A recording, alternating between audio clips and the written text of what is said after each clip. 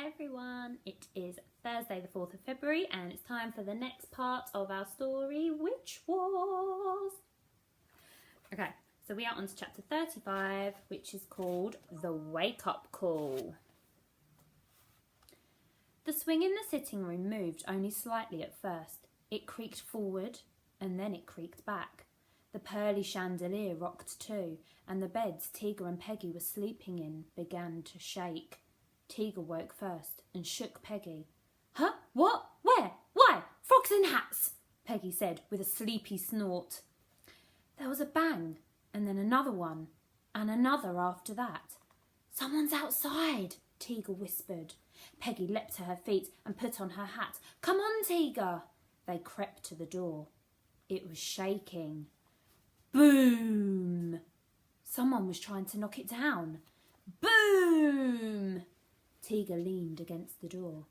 We can't go out there. Peggy was peeking out of the kitchen window. I can't see anything. The heel is in the way. She closed the curtains. The door stopped shaking. You try, a voice outside said. Tiger looked at Peggy, her eyes wide, and then knock, knock, knock. It was the quietest little knock Tiger had heard, like a little bird gently tapping the door with a pen. Tiger took a deep breath and turned the handle. There, standing in the doorway, light flooding in from behind her, was a familiar little figure. Patty Pigeon, Peggy growled, charging towards her. I come in peace, I come in peace, said Patty, holding her hands in the air. Sally the fairy hovered in the air next to her and waved. She was hit in the face by a wing belonging to Julie Jumbo Wings. I'm here too, Lizzie Beast grunted as she peeked her huge head round the door. I think the competition is over, Patty Pigeon said. Can we come in? Over? Peggy shouted. Over? Oh, frog rats, I knew I shouldn't have gone to bed. Well, it's not completely over, Patty Pigeon explained. Felicity Bat and Aggie Hoof are definitely ahead now. We got to the coves before them. Lizzie swam and I sat on her back, and we saw the clue before they destroyed it. But we can't figure it out. We thought perhaps you could. We don't care about winning. We just definitely don't want Felicity Bat or Aggie Hoof to win. We watched the footage of you that Fran's been filming.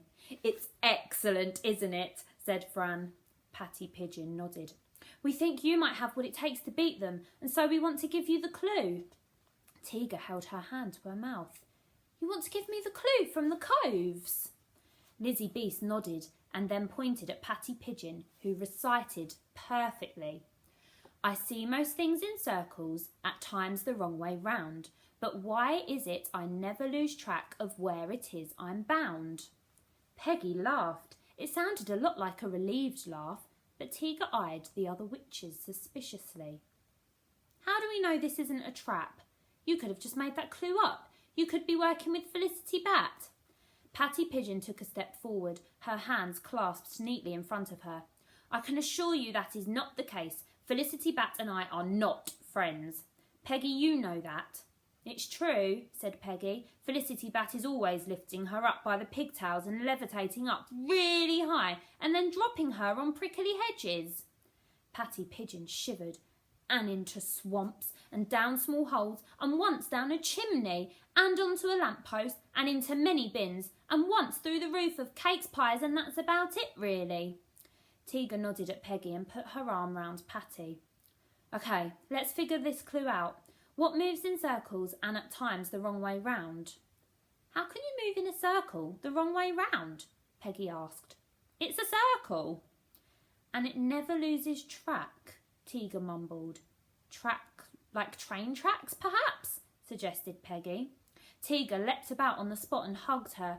Sort of like a train, only it goes backwards and it circles. The answer is a roller coaster. Didn't Aggie Hoof say Sinkville's only roller coaster is in Pearl Peak? Yes! Peggy and Patty Pigeon cried. Woohoo! Lizzie Beast cheered, jumping up and knocking one of the chandeliers off the ceiling. It fell to the ground and smashed and squashed Patty Pigeon. Ouch! She cried from under it. Then Tiger saw the smoke. Lizzie Beast gasped. I didn't mean to! She lifted the pearly chandelier off Patty Pigeon. Smoke was billowing up her legs. Fran wiggled in the air. Wait for the pop! Tiger, Peggy and Lizzie Beast glared at her as Patty Pigeon disappeared with a pop. What? Said Fran. I love the pop! Patty Pigeon is out. The girl for whom nobody in Sinkville has been cheering is out. Reporter. Patty, most of us forgot you were in the competition because Lizzie Beast has been blocking the camera and now she's accidentally knocked you out. Are you angry? Are you furious? Patty Pigeon. I don't think so. Reporter. Will you be getting revenge on Lizzie Beast for ruining your chances of winning? Patty Pigeon. Pardon? Reporter. Will you be keeping a beady eye on her, watching her every move, waiting for the chance to get your revenge? Patty Pigeon. You're scaring me. Note from the Ritzy City Post editor. This interview ended because our reporter terrified Patty Pigeon. And so, a final word from Patty Pigeon's fairy, Sally. Reporter. Sally? Sally? Where's Sally?